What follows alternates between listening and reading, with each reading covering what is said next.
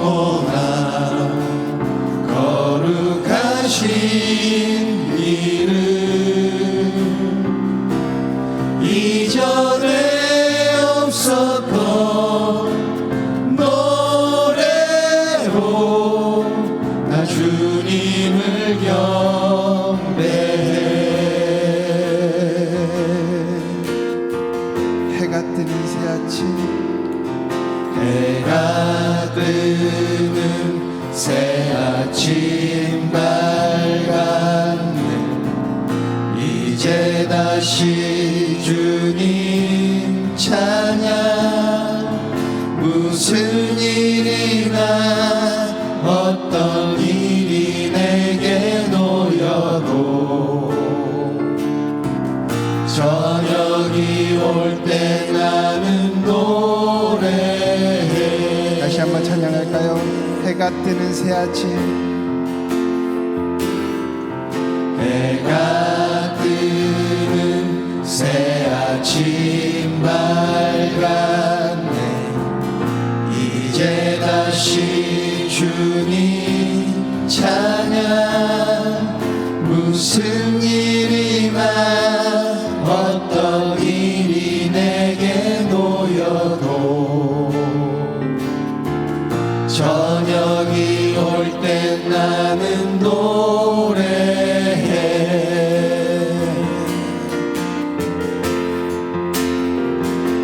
송축해 내 영혼 내 영혼아 거룩하신 이름 이전에 없었던 노래로 나 주님을 경배해. 송축해 내 영혼, 송축해 내 영혼 내 영혼아 거룩하신 이름 이전에 없었던 노래로 나 주님을 경배해. 노하기를 더디하시는 노하기를 더디하시는 주의 크신 사랑 넘치네. 주의 선하심 내가 노래하리. 수많은 이유로 나 노래해. 곧 그날에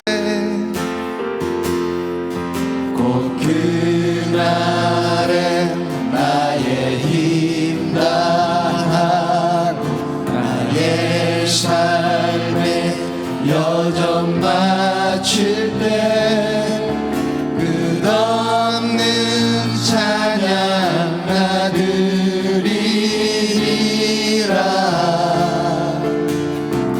수많은 세월 지나 영원히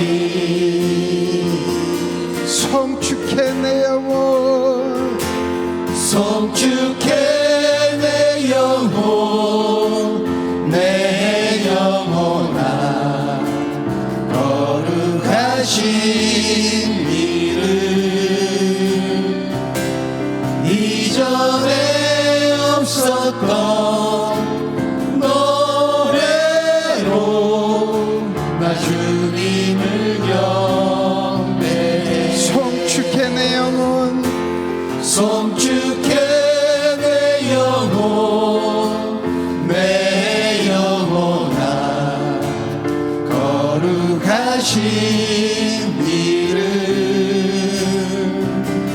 이전에 없었던 노래로 나 주님을 경배해. 우리 한 번 더 송축해 내 영혼, 송축해 내 영혼 내 영혼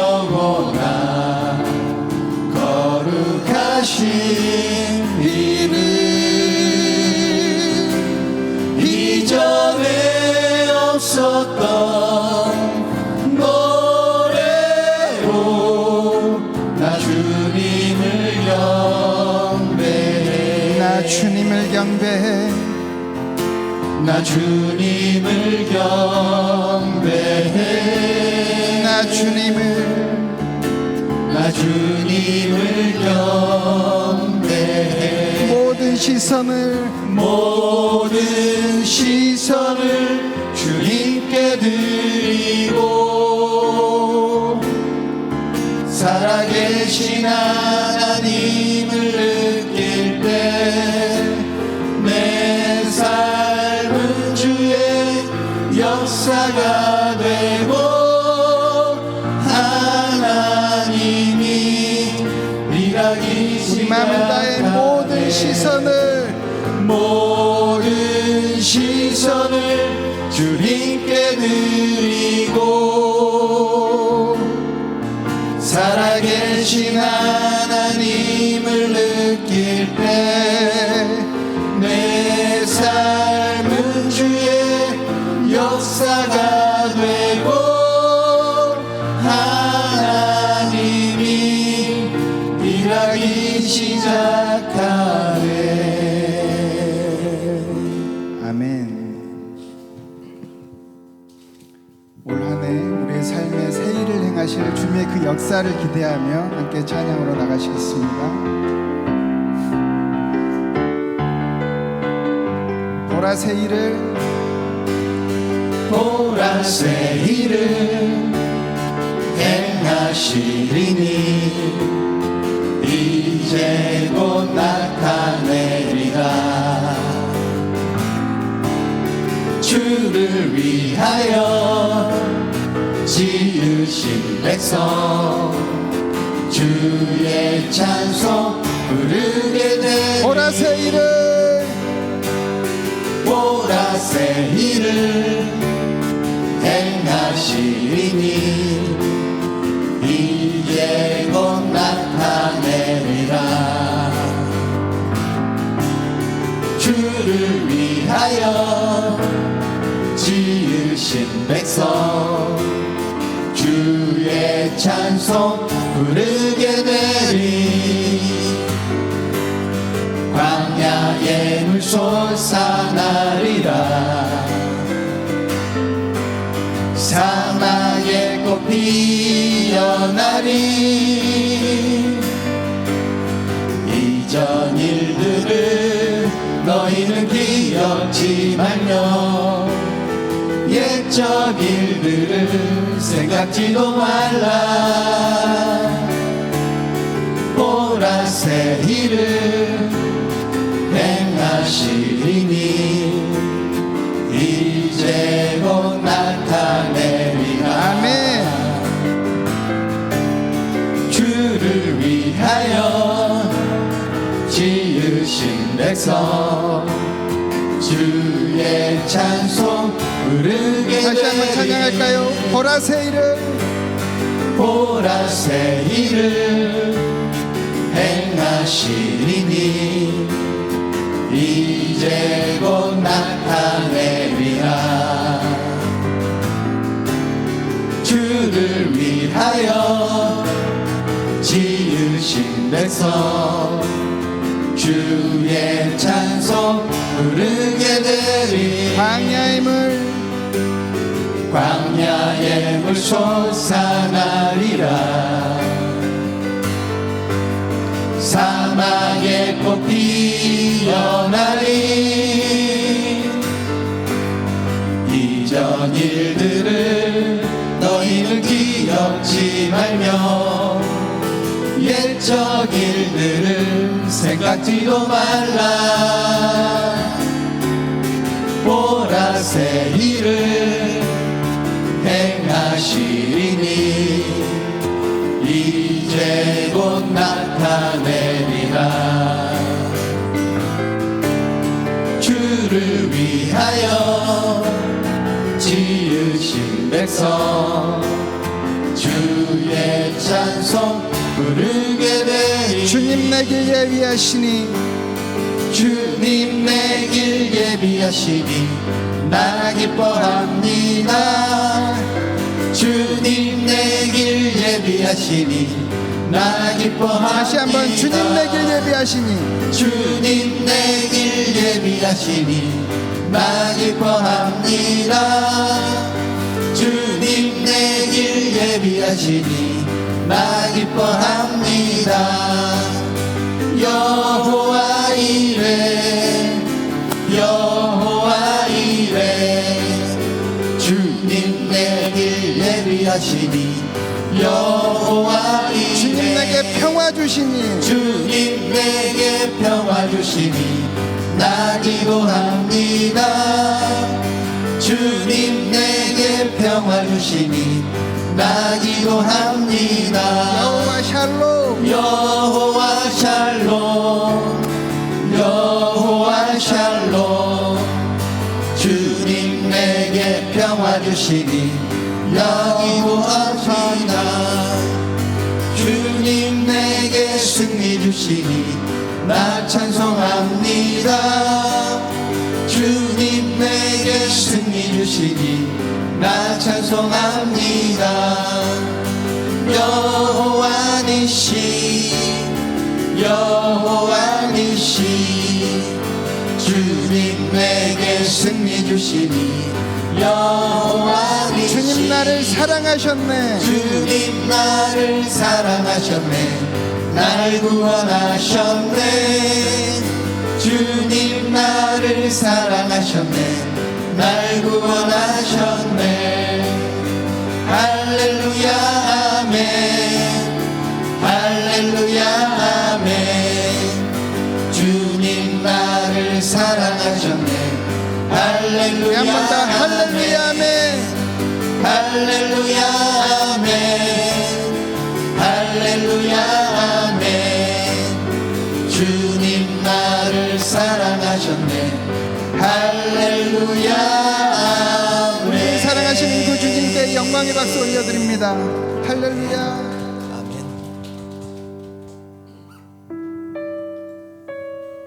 26년 새해가 밝았습니다. 우리가 많은 다짐들이 있겠지만 올 한 해는 우리의 삶을 주님께 드리는 우리 삶 자체가 예배가 되는 그런 예배자의 삶을 살아가길 원합니다. 우리가 결단하는 마음을 가지고 함께 이 찬양으로 주님께 나아가겠습니다.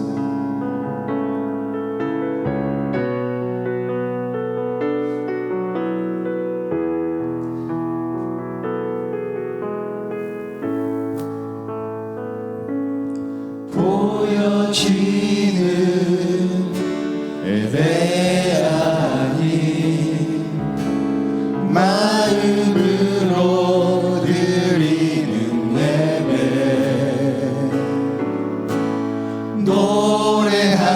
노래하는 찬양보다 삶으로 고백되는 예배 나를 위한 예배 아니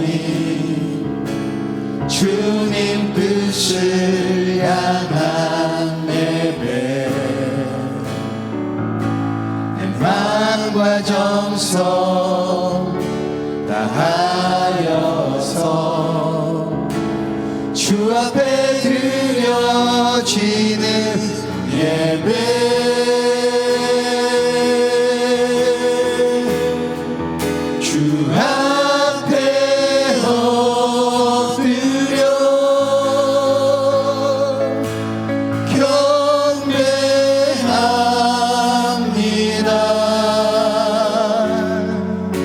온전한 예배 내 맘의 예배 내 모든 것 받기 합당하신 분 주 앞에 엎드려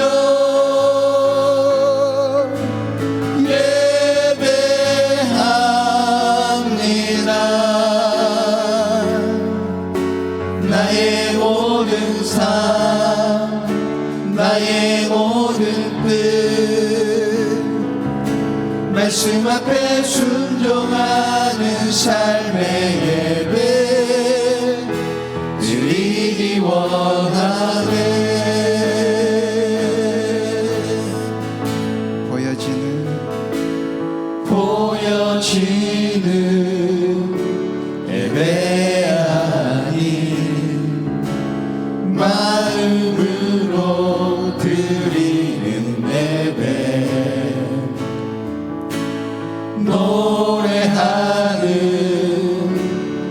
찬양보다 삶으로 고백되는 예배, 나를 위한 예배하니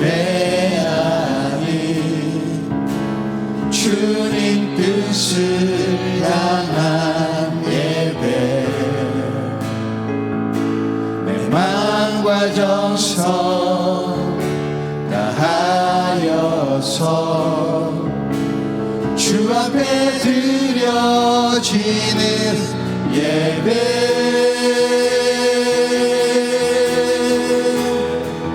주 앞에 엎드려 경배합니다.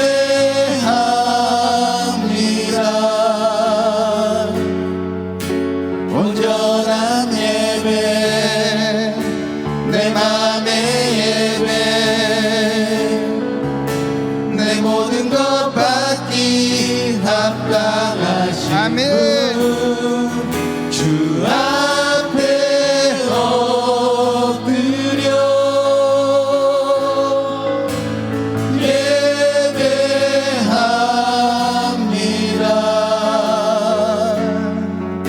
나의 모든 삶, 나의 모든 뜻, 말씀 앞에 순종하는 삶의 주 앞에 예배, 엎드려 주 앞에 엎드려 경배합니다.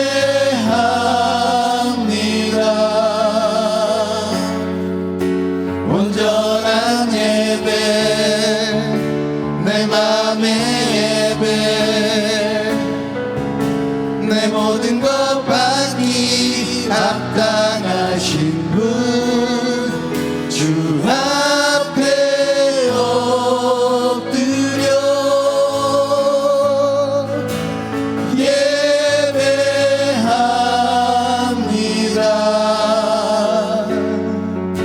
나의 모든 삶, 나의 모든 뜻, 말씀 앞에 순종하는 삶의 예배 드리기 원하네.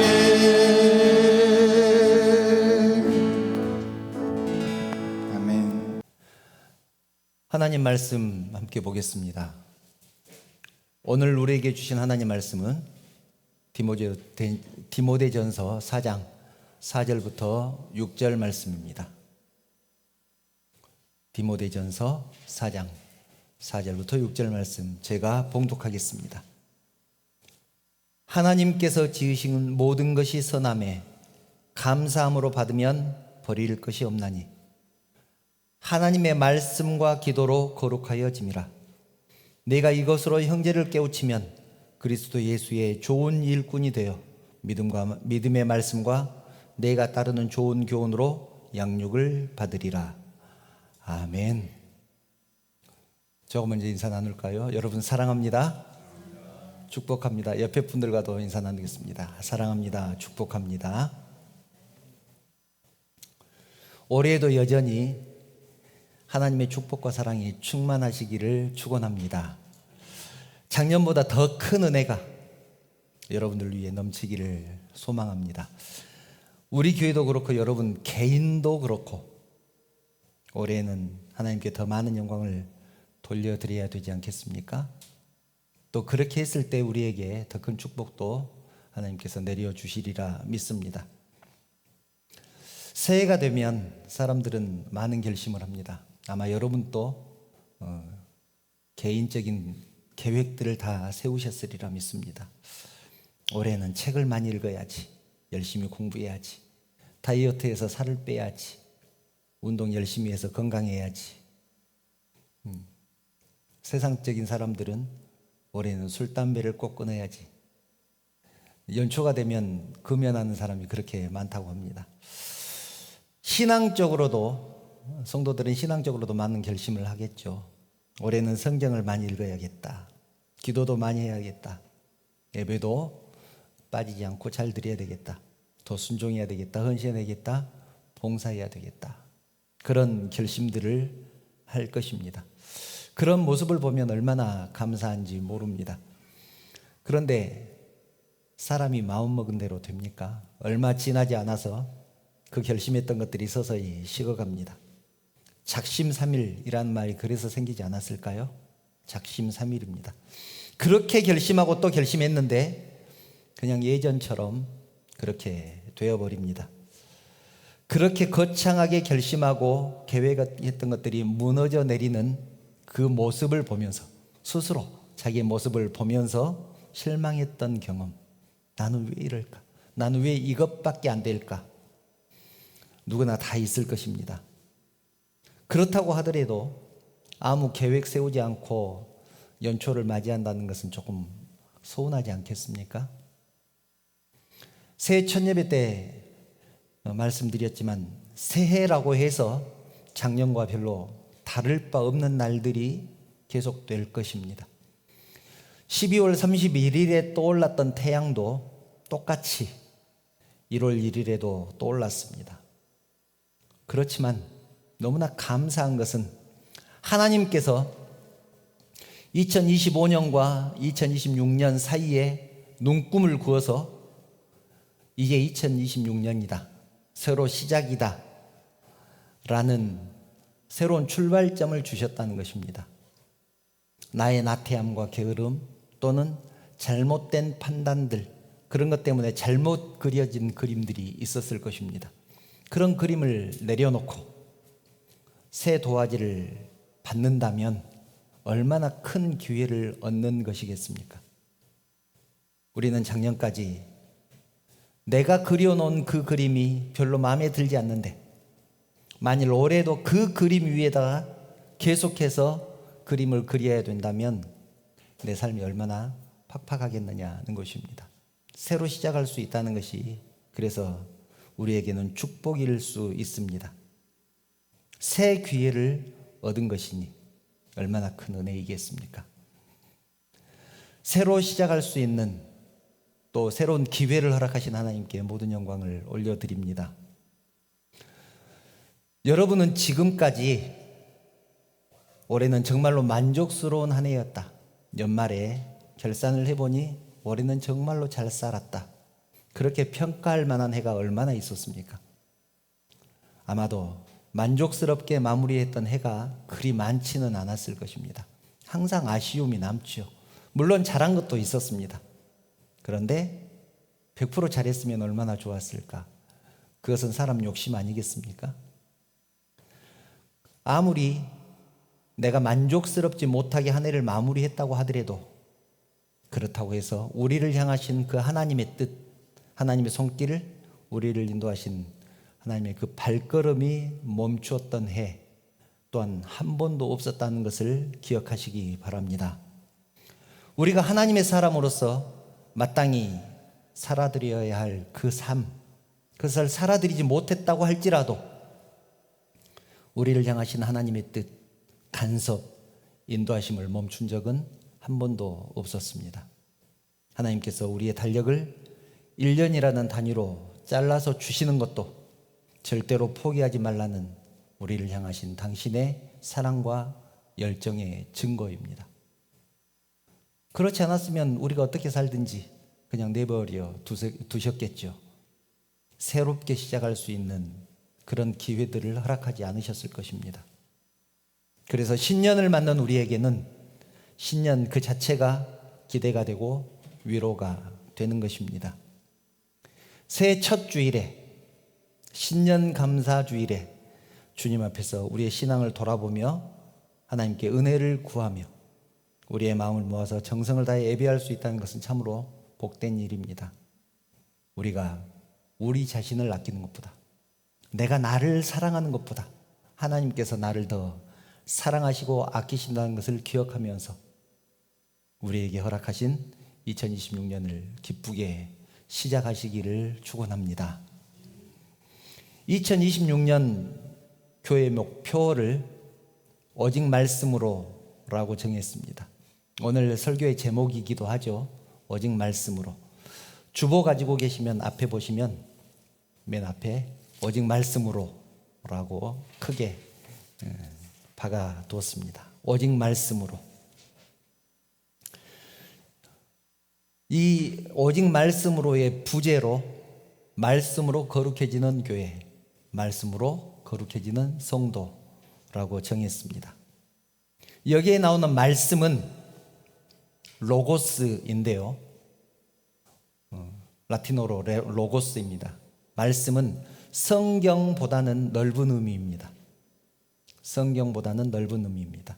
성경은 기록된 하나님의 말씀입니다. 책이죠.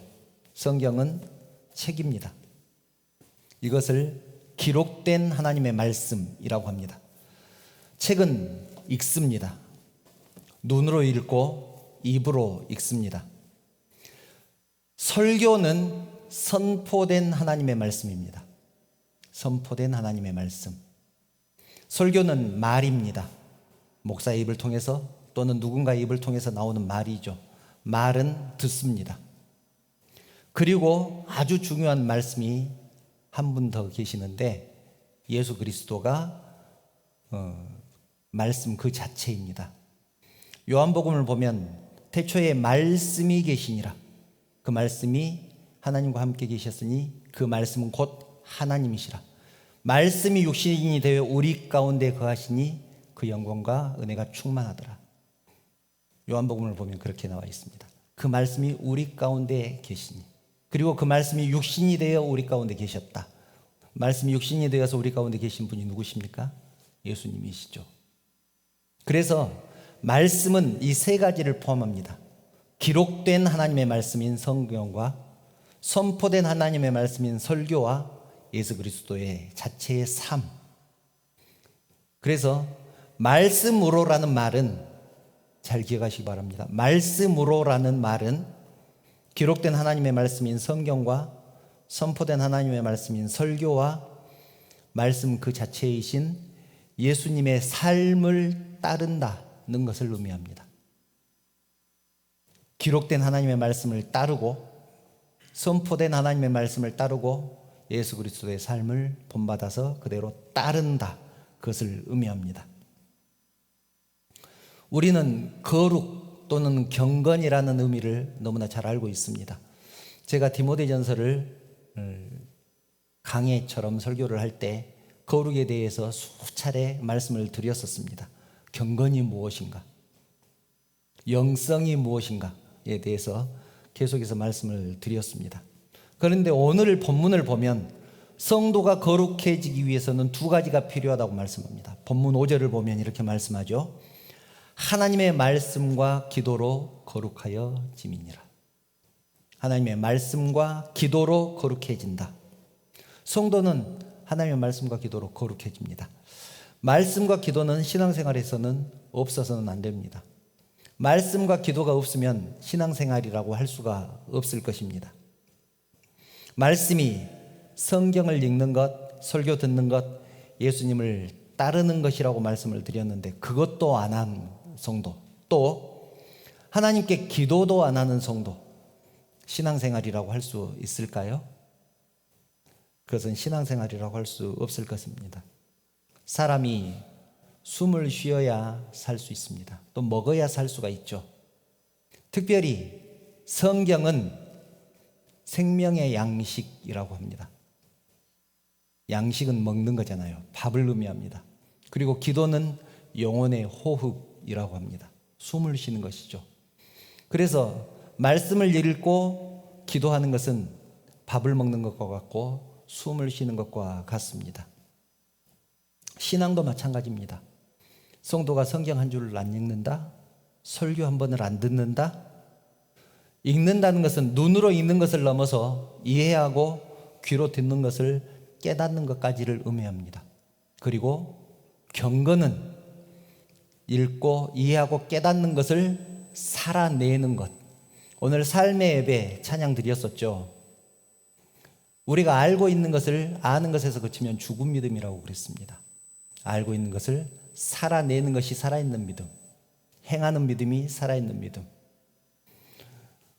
그렇지 못한 성도는 그것이 가능한지는 모르겠지만 밥을 먹지 않고 링거나 영양제만 맞고 살아가는 것과 비슷하지 않을까요?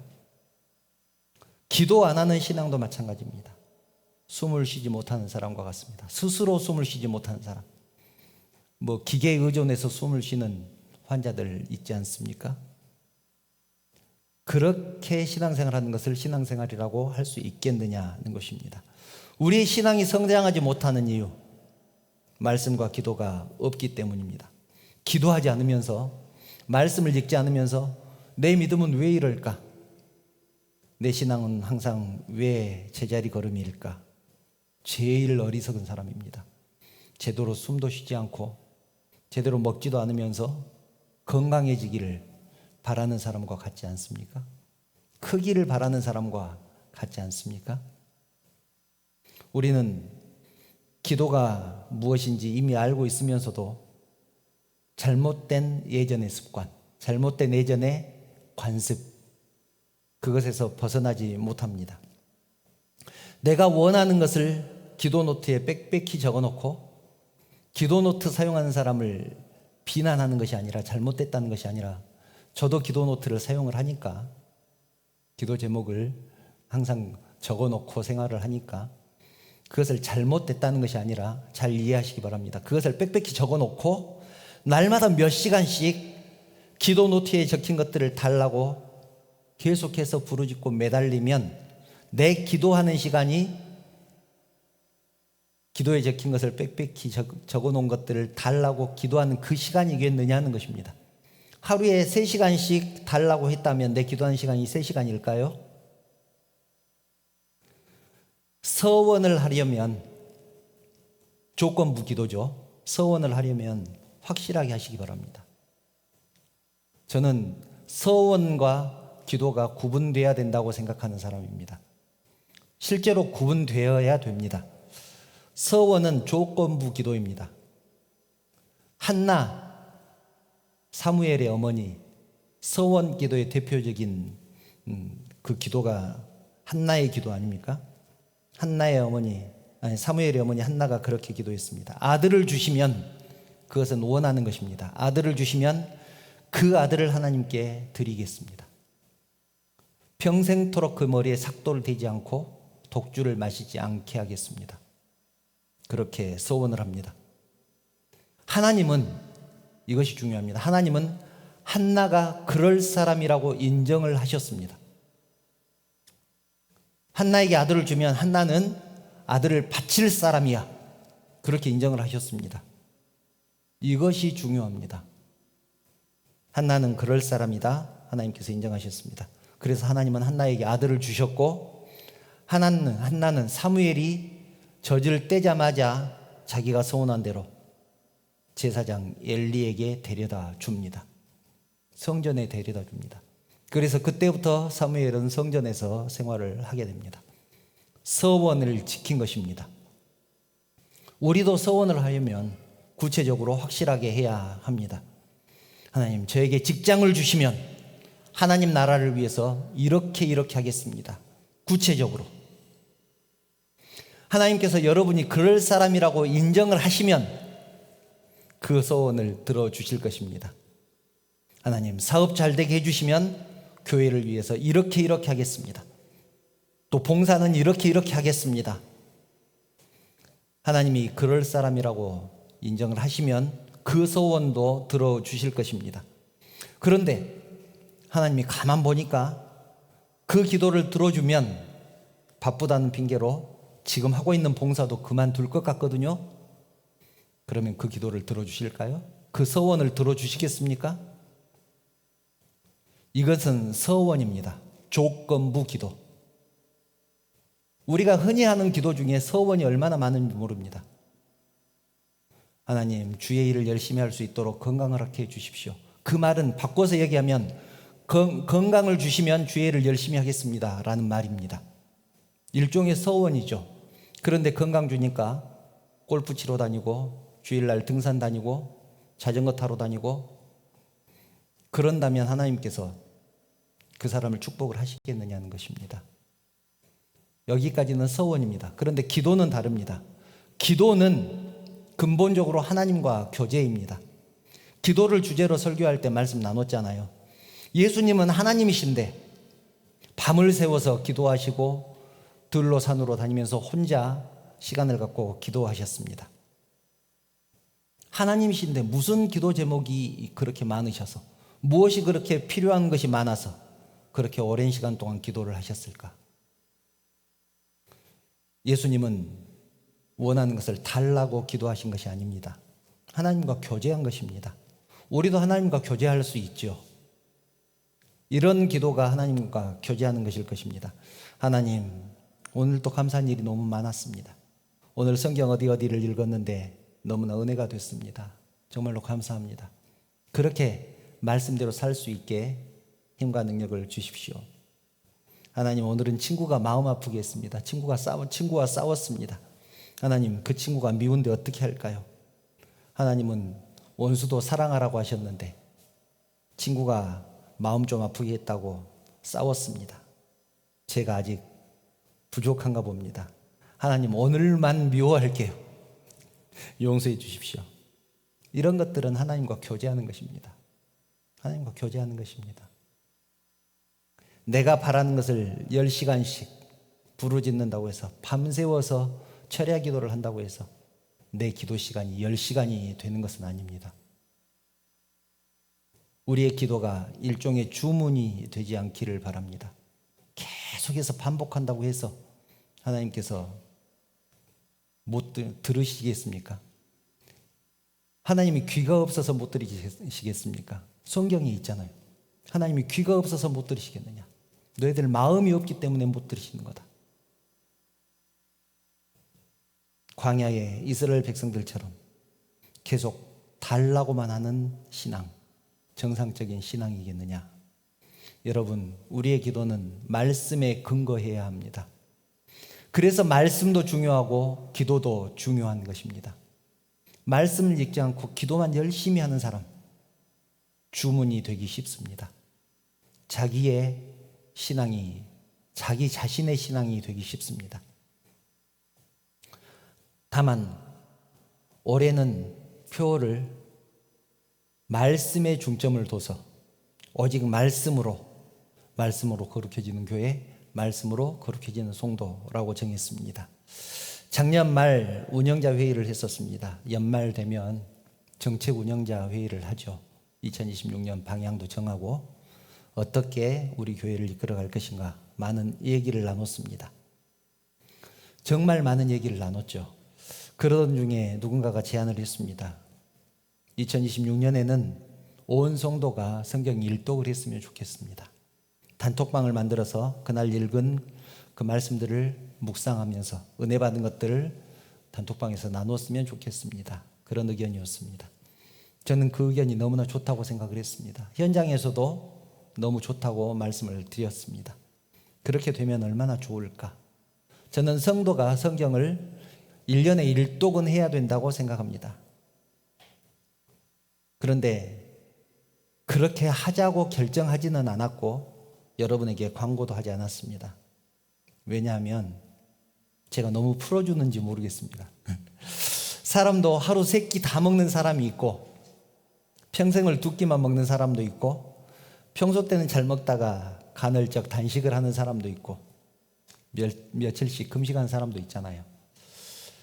그래서 성경은 읽을 때 일독을 목표로 읽되 자율적으로 하는 것이 좀 더 좋겠다는 생각이 들었습니다. 분명한 것은 반드시 읽어야 됩니다. 그리고 꾸준히 읽어야 합니다. 이것은 선택이 아니라 의무입니다. 우리가 하루에 한 끼라도 먹어야 되는 것처럼 성경은 한 절이라도 꼭 읽으시기 바랍니다. 성경 읽기표를 준비를 했습니다. 성경 읽기표 주보에 끼워져 있죠. 빼먹은 날은 넘어가시고 1월 1일부터 쭉 날짜가 있습니다. 만약 1월 1일에 창세기 1장부터 5장이다. 그런데 그날 빼먹을 수 있죠. 그러면 그것은 넘어가시고 2장에 해당하는 것을 읽으시기 바랍니다. 2일날 해당하는 것을 읽으시면 됩니다. 꼭 그래서 연말이 되면 확인란에 동그라미가 닫혀질 수 있도록 스스로 성경 일독을 하시면 좋겠습니다. 본문은 거룩과 경건을 거의 같은 의미로 사용하고 있습니다.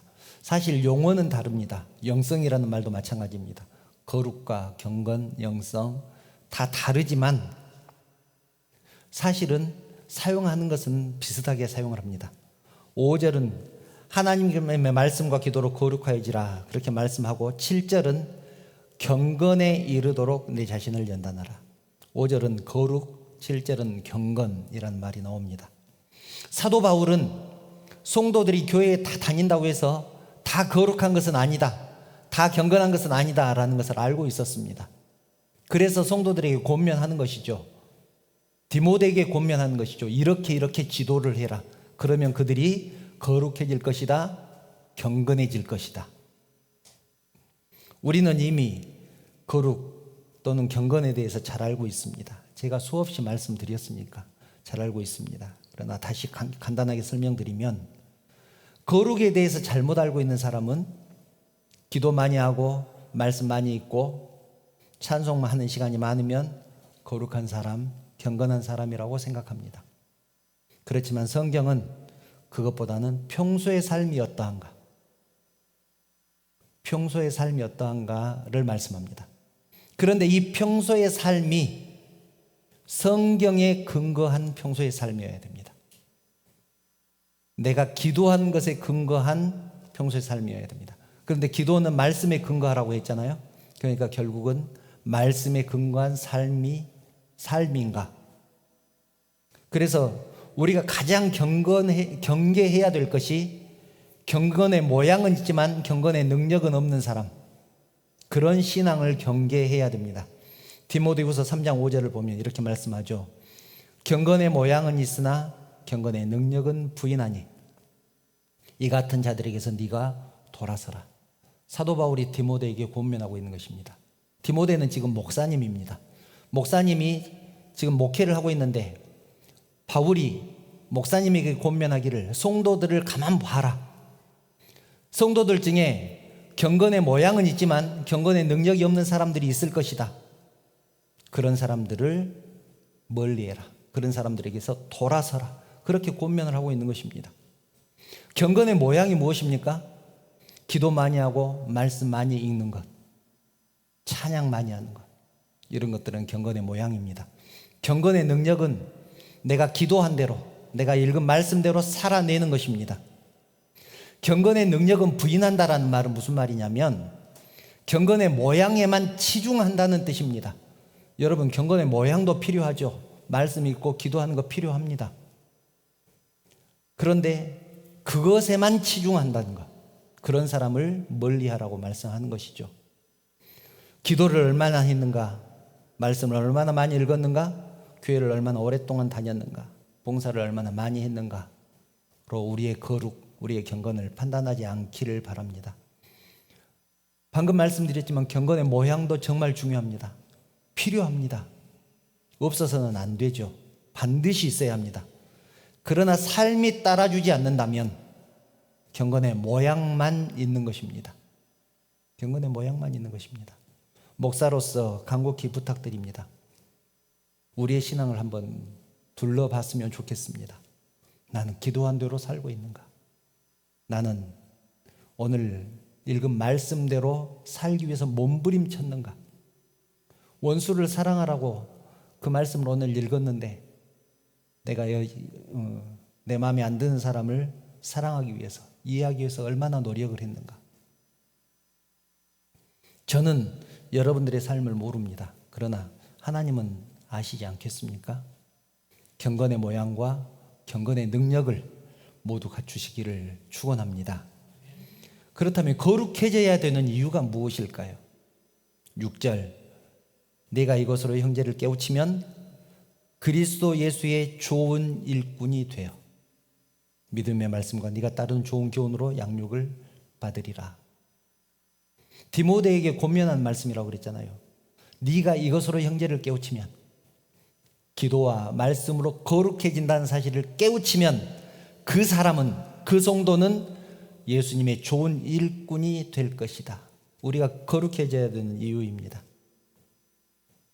경건의 능력으로 거룩해진다는 사실을 깨달으면 주님의 좋은 일꾼이 될 것입니다. 이 말씀을 보면 참 아이러니하죠. 거룩해지기 위해서는 말씀과 기도밖에 없습니다. 그런데 말씀을 읽기만 하고 기도를 하는 데서만 그치면 거룩한 삶이 아닙니다. 그렇지만 결국 거룩한 삶을 살기 위해서는 말씀을 읽고 기도해야 합니다. 그러니까 말씀과 삶은 불가분의 관계입니다. 뗄래야 뗄 수가 없습니다. 말씀 읽은 대로, 기도한 대로 살아내는 것이 거룩이라는 사실을 기억하시기 바랍니다. 그런데 여러분, 세상 사람들을 보면, 주변 사람들을 보면 말씀과 기도 없이도, 말씀과 기도를 하지 않아도 겸손하고 다른 사람 비방하지 않고 부모에게 순종하고 감사하고 또 어떤 부딪히는 일이 있을 때 양보하고 그런 사람들 많이 보잖아요. 당연히 그런 사람이 있죠. 교회 다니지 않아도 그렇게 사는 사람들이 얼마든지 있습니다. 그런데 우리가 기억해야 될 것은 그런 사람들은 신앙인이라고 하지 않고 도덕적인 사람이라고 합니다. 도덕적인 사람. 도덕적인 사람은 얼마든지 세상에서 선을 베풀면서 착하게 살 수 있습니다. 문제는 자신의 노력으로 그런 것들을 이루었기 때문에 하나님에 대한 감사도 없고 그것을 하나님의 은혜라고 생각하지 않습니다. 하나님이 인도하셔서 여기까지 했다, 그렇게 생각하지 않는다는 얘기입니다. 성경은 그것을 자기의 의라고 부릅니다. 자기의 의. 반대로 연약하고 부족하지만 말씀과 기도를 힘입어서 하나님 뜻대로 살아내면, 그리고 내 삶이 진실로 하나님께서 인도하셔서 이렇게 살아냈다고 고백하면 그것이 하나님의 은혜가 되는 것이죠. 도덕과 신앙의 차이는 누가 했느냐입니다. 하나님이 하셨으면 거룩이고 내가 했으면 도덕입니다. 도덕이 나쁘다는 것이 아닙니다. 도덕이 나쁘다는 것은 아니고, 성도는 도덕을 넘어서 신앙까지, 경건까지 이르러야 되지 않겠습니까? 도덕이 하나님의 말씀보다, 신앙보다 앞서면 안 된다는 말입니다. 그래서 바울도 그것을 경계했기 때문에 말씀과 기도로 거룩해지라, 말씀과 기도로 선을 행하라 라고 권면하고 있는 것입니다. 여러분, 태초 이래로 신앙생활하기 좋은 환경, 신앙생활하기 좋은 조건이라는 것은 없었습니다. 항상 고난과 핍박과 유혹과 시험이 신앙인들 앞에 있었습니다. 그런데 사회적으로 정치적으로 혼란스럽다고 해서 신앙생활에 손해될 것은 없습니다. 역사적으로 그렇습니다. 예수를 미워하고 교회를 미워하고 신앙 때문에 핍박당하는 것이 신앙적으로 봤을 때 꼭 손해는 아닙니다. 예수님의 공생의 3년이 사역하기 좋은 환경이었습니까? 바울이나 예수님의 제자들이 주의 사역을 감당하기 좋은 환경이었을까요? 그렇지 않습니다. 얼마나 나쁜 환경이었냐면 모두 예수 믿는다고 다 잡혀가서 죽었잖아요. 순교당했잖아요. 요한만 빼고. 바울도 참수형을 당했습니다. 주일 하다가 잡혀가서. 그런데 이것도 아이러니죠. 신앙생활하기 좋을 때, 환경이 좋을 때 교회는 부패했습니다. 기독교가 로마의 국교가 되었을 때 카톨릭이 가장 부패했었습니다. 국교가 됐으니까. 그때에는 기독교인이 아니면 공공기관에 취직이 안 됐습니다. 기독교가 국교니까. 그런데 그때 캐톨릭이 가장 부패했습니다. 십자가만 걸어도 교인들이 몰려들 때 교회가 가장 비성경적이었습니다. 비신앙적이었습니다. 여러분, 사업이 잘 되면 신앙생활 잘 할까요? 승진하면 신앙생활 잘 할까요? 사람은 사업이 잘 되면 바빠져서 제일 먼저 주의를 지키지 않게 됩니다. 돈을 많이 벌거나 새로운 일을 시작하게 되면 교회를 열심히 하겠다는 핑계로 제일 먼저 교회 봉사를 그만둡니다. 몸이 피곤하니까. 무엇을 그만둘까? 사업을 줄일 생각을 하는 사람은 거의 없습니다. 교회 봉사를 쉬게 됩니다. 제가 사역하면서 제일 많이 경험한 일입니다. 정말입니다. 제일 먼저 교회 봉사를 그만둡니다. 그런데 여러분이 한번 선택해 보시기 바랍니다. 여러분이 하나님이라면 그런 사람을 축복하시겠습니까? 제가 새해 첫 시간에도 물어봤습니다. 여러분이 하나님이라면 그런 사람 축복하시겠습니까? 단언컨대 성경은 그렇지 않다고 선언합니다. 그런 사람은 절대 하나님의 축복을 영원히 누리지 못한다. 지금 잠깐의 축복은 있을 수 있죠. 사람이 생각하는 잘 되는 것, 사업 잘 되고 승진 잘하고 잠깐은 있을 수 있지만 계속해서 내 자녀들까지 그런 축복을 누리기는 어렵습니다. 전문가들은 올해에도 경제적으로 정치적으로 쉽지 않을 거라고 얘기합니다. 신앙생활도 마찬가지입니다. 올해에도 결코 쉽지 않을 것입니다. 복음 전하는 것이 만만치 않습니다. 그러니 교회 부흥이 쉽겠습니까? 그렇지만 어차피 우리들은 세상에서 내놓은 사람들입니다. 어차피 우리들은 이 세상 사는 동안 하늘에 대한 소망과 그리스도를 아는 믿음 하나로만 살도록 부름받은 사람들입니다. 믿음으로 살도록 부름받은 사람들. 세상의 조건과 여건으로 살도록 부름받은 사람들이 아니라 그리스도를 아는 믿음 하나로 살도록 부름받은 사람들. 그리고 우리는 하나님만 의지한 사람들에게 하나님께서 어떤 축복을 내리셨는지 성경을 통해서 이미 알고 있는 사람들입니다. 그러니 제발 부탁입니다. 자기 생각, 자기 경험 내려놓으시기 바랍니다. 그러지 않고는 미래는 없습니다. 결단코 축복은 없습니다. 하나님 앞에서 지식 자랑, 경험 자랑 하지 않기를 바랍니다. 말씀밖에 없습니다. 말씀 붙들고 우리에게 주어진 2026년을 신앙으로 살아낸다면 그 삶이 고달프고 힘든 삶일지 몰라도 분명히 하나님께서 축복하실 것입니다.